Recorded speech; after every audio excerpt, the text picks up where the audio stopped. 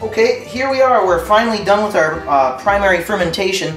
It turns out that we just took a specific gravity of the wine, or the must in this case, just a few minutes ago, and it turns out to be 1.036. It went just a little smidge too far. It's supposed to be 1.040 when you put it in secondary, but that's okay.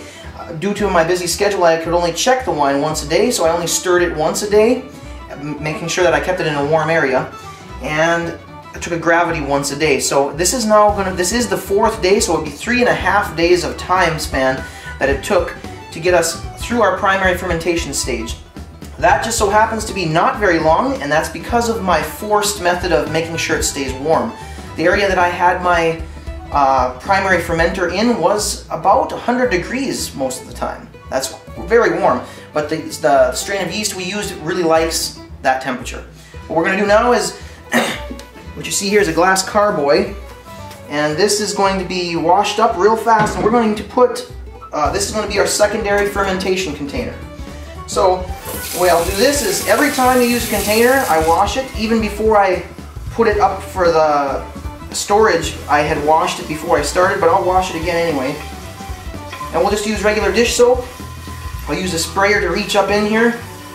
You don't really have to worry about the outside of the container, so if you see a few streaks, that doesn't really matter too much. We put a few drops of standard dish soap into the carboy. Use warm or hot water. We'll get it going around in here. Then we're going to use a carboy brush just in case there's anything stuck on the insides, but this is part of the reason why I suggest that you always wash your carboys or your containers or whatever you're making your wine or beer in before you put it up to dry, because then once it dries on, it can be really difficult to get it off. I'm just going to swish this around. Be real careful when you're doing this. You don't drop the carboy, because that would be disastrous. This is a 25-liter carboy, which approximates 6.5 gallons. So I'm going to swish this around in there. I'm going to set it on the floor. Grab a bottle brush.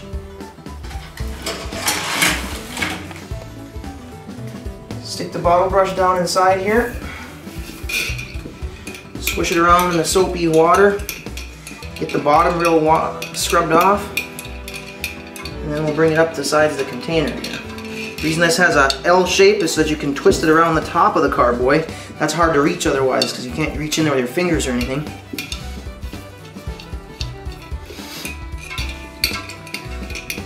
And then I have a different shaped bottle brush that I'll do the sides of the container with. It's just a big fluffy round brush like this. So we'll shove this one in there. And this is what we'll tip it to the side a little bit and wash the side of the carboy with.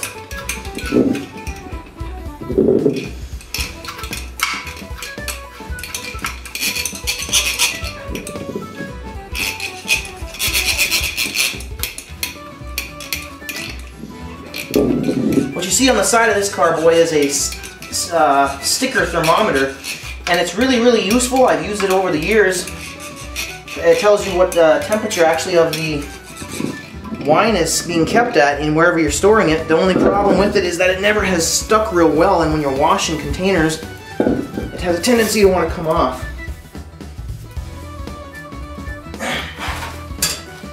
So now that we've washed the outside real well, I will actually swish it some more. Dump it out. Now we have to rinse it out thoroughly.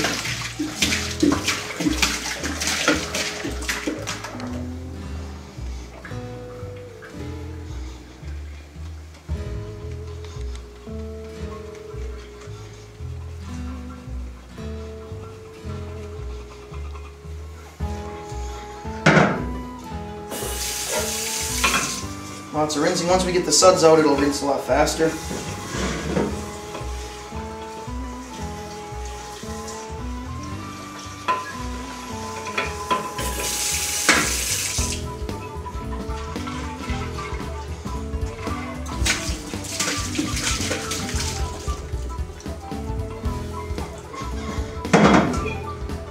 By the way, this is actually going to be the longest portion of the winemaking process.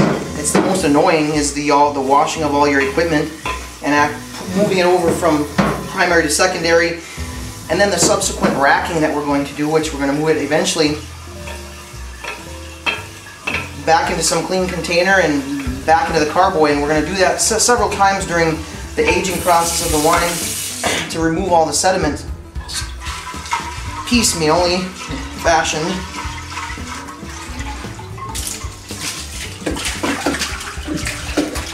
But after we get this done, it's just a waiting game, which is really nice about making wine and things like this, is that once you get the initial job done, it basically sits and does its own thing for a while.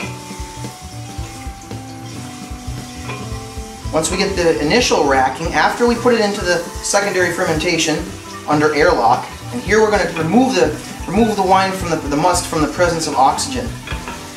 This will prohibit the oxidation process, and will ensure that we don't end up turning to vinegar rather than wine.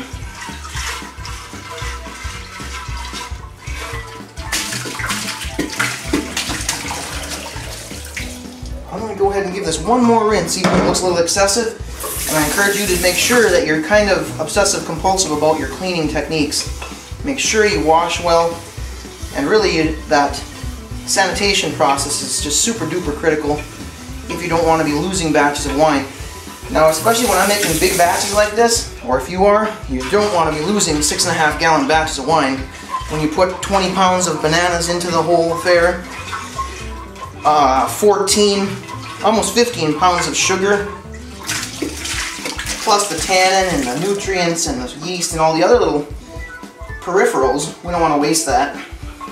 Too expensive to be doing that, so we'll try to do it the right way. Here's again, trusty spray bottle. Here's what we're going to do. We're going to spray the outside even of the container a little bit, where you might be inserting things into this carboy. And then we're going to just spray it around the outside and let it run down the inside of the carboy. Make sure you have a firm grasp on your carboy if you have it up high. I've never lost one yet. I've never broken any glassware. But if you drop this on the cement floor or on tile floor or something, I think you can kiss it goodbye. And it's pretty expensive. These huge containers are kind of expensive. At the time that you're seeing this, my guess is that a 25-liter carboy probably runs, I've seen them in the realm, I've gotten them anywhere from $56 all the way up to $72 or so. It depends on where you can shop and get good deals. So now that we have a little film of that sodium metabisulfite solution in there, I swish it around the bottom of the container. And you can see, since this is glass, you can see that you're swirling it around the inside edge of the carboy. So I'm going to make sure that I do that. Once again, you can smell that real pungent, it almost smells like pickle juice, smell of the sodium metabisulfite solution, which again is not good for the lungs, respiratory system. And if you do have any respiratory ailments or illnesses, I would discourage you being in the presence of sodium metabisulfite mist. It's not good. Asthma or something like that can really be affected by this. So there, it's completely swished around the inside of the carboy. Carboy sanitized. I'm going to next grab a racking tube, and the easy answer to this is with your tubing, is that you can purchase this tubing for relatively cheap. I think you can even get it at Lowe's or Home Depot, so I would probably buy it there. And you're going to need one of these siphon tubes. Even if you're using 1 gallon batches, this little baby here will save you a ton of headache, and I'll tell you why. The way it's designed is really simplistic. It's just a straw, and you hook it into your tubing, but the bottom is really useful. And what it does is it puts a little end that you can still siphon through, so when you place the siphon straw down to the bottom of the container, it does not slurp up all the sediment off the bottom. And that's really the whole point of racking in the first place. Otherwise we could just pour it into this container, make it a lot faster. But instead, you can go ahead and use one of these siphon straws. That way It makes the racking process more efficient, more effective, and you don't pick up sludge off the bottom. So I'm just going to wash the outside and inside of this tubing, once again with some soap, some dish soap.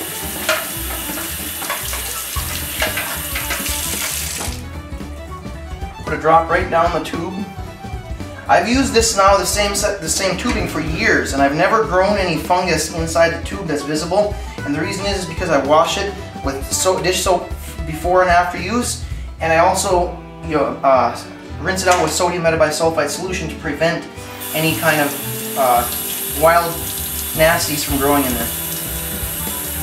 So now what I'm just going to do is I'm just going to turn on some water and let it rush through there, and let it purge that soap all the way through and out of the inside of the tubing.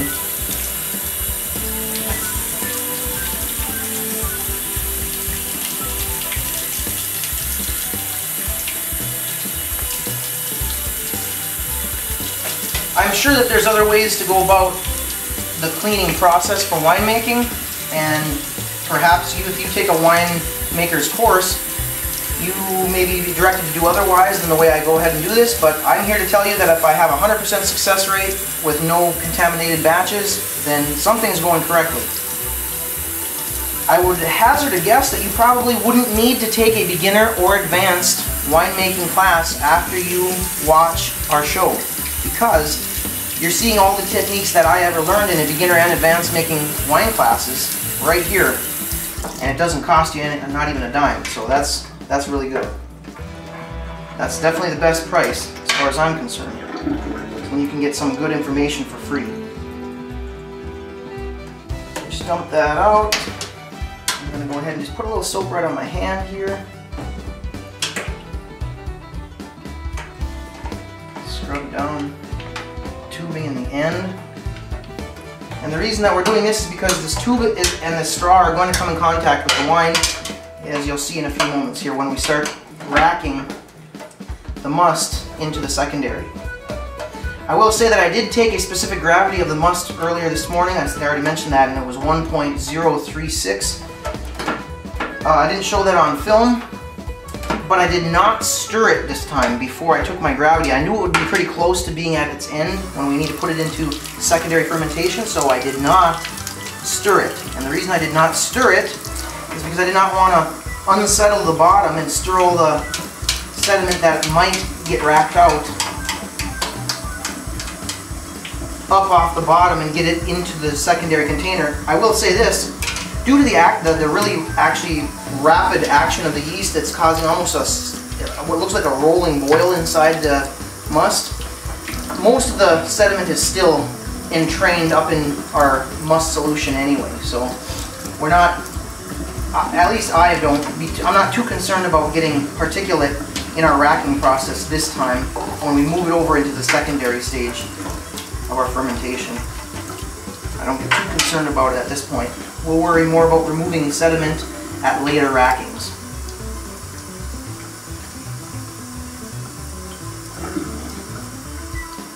Okay, we're pretty rinsed out here.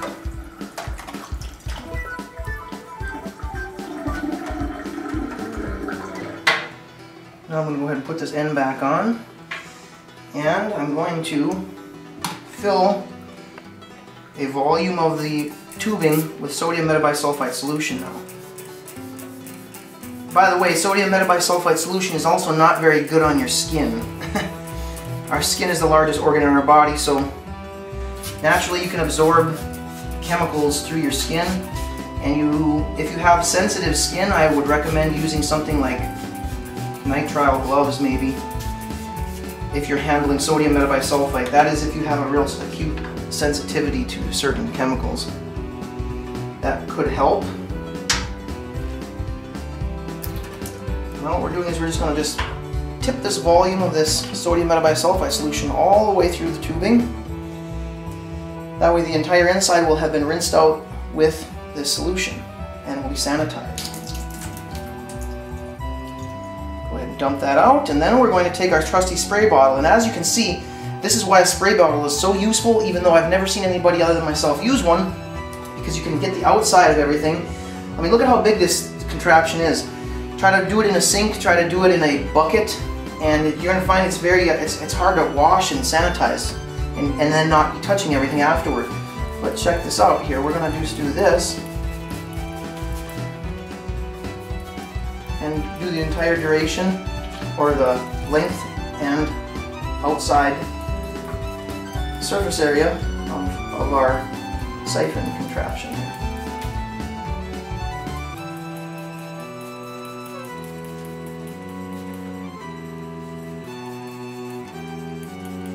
There we go. Now we're sanitizing. We're going to give that to assistant to hold, one of my assistants to hold up and not touch anything. And we will be back in a moment.